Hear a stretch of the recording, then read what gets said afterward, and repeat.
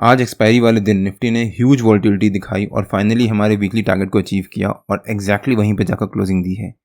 अब क्या निफ्टी आगे एक रिकवरी दिखाएगा या फिर निफ्टी में एक फॉल आएगा? आपको क्या लगता है? प्लीज़ कमेंट से बताइए। इस वीडियो में मैं अपने व्यू शेयर करूंगा कि मेरे हिसाब से निफ्टी के कल के लेवल्स और मूवमेंट कैसी रह सकती है। कल निफ्टी की वीकली कैंडल का क्लोजर भी है, तो कल का दिन निफ्टी के लिए काफ़ी इंपॉर्टेंट होने वाला है। सो वीडियो बिना स्किप करे एंड तक जरूर देखिएगा। Hello friends, welcome to trade to spend. Nifty के डेली एनालिसिस के एक और वीडियो में आपका स्वागत है। होप आपने हमारा कल का वीडियो देखा होगा जिसमें हमने अपने आज के लेवल शेयर किए थे। हमने क्लियरली मेंशन किया था कि अगर निफ्टी एक गैप डाउन ओपनिंग देता है तो वहां पर जंप करके कॉल बाय, पुट बाय या कॉल सेल मत कर दीजिएगा, थोड़ी देर वेट करिएगा और हो सकता है निफ्टी में आज एक वॉल्टिलिटी रहे। और एग्जैक्टली वैसा ही हुआ। निफ्टी ने हमारे नो ट्रेडिंग जोन के नीचे एक गैप डाउन ओपनिंग दी और वहां पर सस्टेन नहीं कर पाया, एक बहुत अच्छी रिकवरी दिखाई, फिर हमारे नो ट्रेडिंग जोन के ऊपर के लेवल से एक रेजिस्टेंस लेना शुरू किया। वहाँ से फिर से निफ्टी ने एक शार्प फॉल दिखाया और फिर हमारे नो ट्रेडिंग जोन के नीचे के लेवल को ब्रेक डाउन दिया। प्लस जो निफ्टी की पहली 15 मिनट कैंडल का लो था वहाँ से निफ्टी ने फिर से एक सपोर्ट लेना शुरू किया और उसके बाद एक बहुत अच्छी रिकवरी दिखाई, हमारे नो ट्रेडिंग जोन के ऊपर के लेवल को ब्रेकआउट दिया और उसके बाद फिर एक नया ऑल टाइम हाई बनाया और हमारा वीकली टारगेट था उसी के पास जाकर क्लोजिंग दी है। और हमने अपने कल के डेली एनालिसिस के वीडियो में क्लियरली मेंशन किया था कि हो सकता है निफ्टी में आज एक वॉल्टिलिटी रहे और निफ्टी हमारे वीक के टारगेट भी अचीव करे। अगर आपने हमारा कल का डेली एनालिसिस का वो वीडियो नहीं देखा है तो उसका लिंक मैंने डिस्क्रिप्शन में डाल दिया है और आपको ऊपर यहाँ पर आई बटन में मिल जाएगा।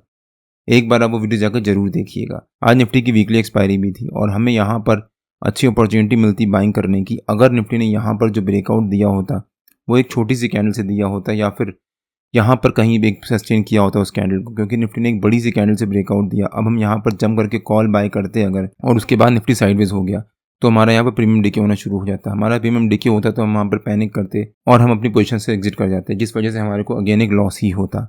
इसीलिए मैंने यहाँ पर निफ्टी में आज कोई बाइंग नहीं करी और ना ही मैंने अपने प्रीमियम मेंबर्स को शेयर किया। आज निफ्टी ने एक बहुत अच्छी रिकवरी दिखाई और एक स्ट्रेंथ शो कर रहा था, बट बैंक निफ्टी थोड़ा सा वीक लग रहा था या फिर थोड़ा सा प्रेशर मेंटेन करता दिख रहा था। अगर हम बैंक निफ्टी का चार्ट देखें एक बार, बैंक निफ्टी ने भी आज हमारे नो ट्रेडिंग जोन के नीचे के लेवल के पास एक गैप डाउन ओपनिंग दी, उसके बाद एक बहुत अच्छी रिकवरी दिखाई, हमारे नो ट्रेडिंग जोन के ऊपर के लेवल के पास से सीधे जाकर रेजिस्टेंस लिया, फिर वहां से एक शार्प फॉल दिखाया और हमारे नो ट्रेडिंग जोन के नीचे के लेवल से फिर से एक सपोर्ट लेना शुरू किया और उसके बाद फिर से एक बहुत अच्छी रिकवरी दिखाई, हमारे नो ट्रेडिंग जोन के ऊपर के लेवल के पास फिर से एक रेजिस्टेंस लेना शुरू किया।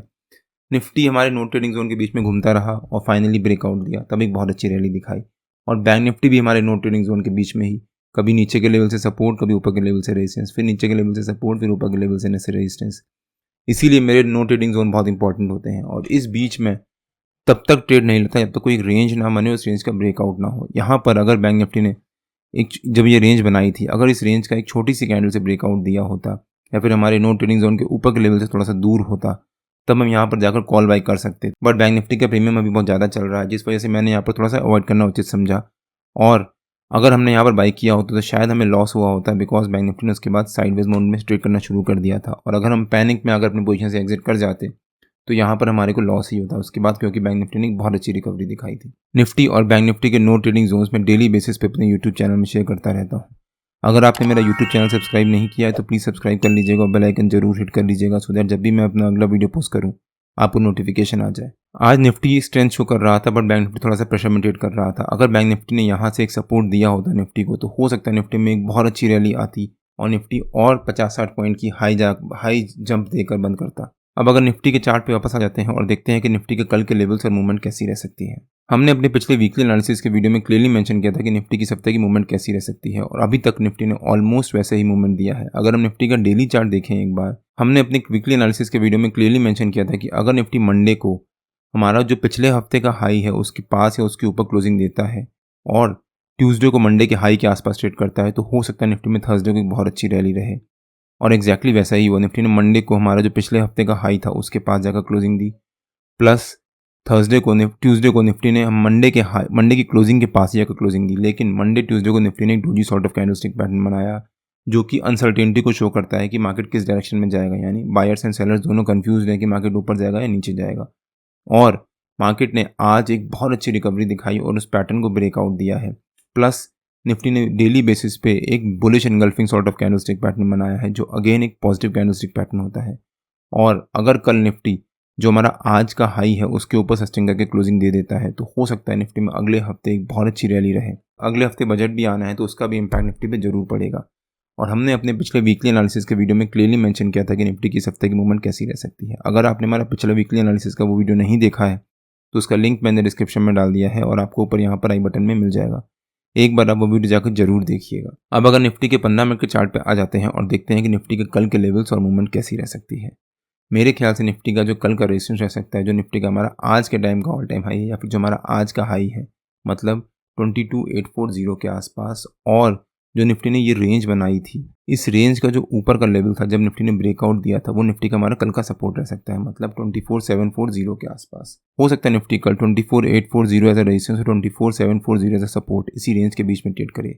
मान लीजिए निफ्टी ने कल अगर एक फ्लैट ओपनिंग दी, फ्लैट ओपनिंग देने के बाद निफ्टी ने अगर एक रेंज बनाई और उसके बाद उस रेंज का ब्रेकआउट दिया और हमारे रेजिस्टेंस को भी ब्रेक किया, तो हो सकता है निफ्टी में एक बहुत अच्छी रैली आए ऊपर की तरफ। लेकिन अगर निफ्टी ने एक फ्लैट ओपनिंग दी, फ्लैट ओपनिंग देने के बाद एक रेंज बनाई और उसके बाद उस रेंज का ब्रेकडाउन दिया, तो हो सकता है निफ्टी हमारे सपोर्ट के पास आए या फिर से एक रेंज बनाना शुरू करे। अगर निफ्टी एक रेंज बनाता है और उसके बाद उस रेंज का ब्रेकडाउन देता है तो निफ्टी के नीचे के लेवल्स ओपन हो जाएंगे। निफ्टी का नीचे का हमारा पहला टारगेट रह सकता है 24700 के आसपास, सेकेंड टारगेट रह सकता है 24666 के आसपास जो हमारा आज का नो ट्रेडिंग जोन का ऊपर का लेवल था, और थर्ड टारगेट रह सकता है 24620 के आसपास। लेकिन अगर निफ्टी ने मान लीजिए एक गैप डाउन ओपनिंग दी हमारे सपोर्ट के पास या उसके नीचे, तो यहाँ पर जंप करके अगेन पुट बाय मत कर लीजिएगा, थोड़ी देर वेट करिएगा। हो सकता है निफ्टी एक गैप डाउन ओपनिंग दे, उसके बाद वहाँ पर एक छोटी सी रेंज बनाए 15-20 मिनट, आधा घंटा, और उसके बाद वापस एक रिकवरी दिखाए। आज रिलायंस ने एक बहुत अच्छी रिकवरी दिखाई थी और एक पॉजिटिव क्लोजिंग दी है।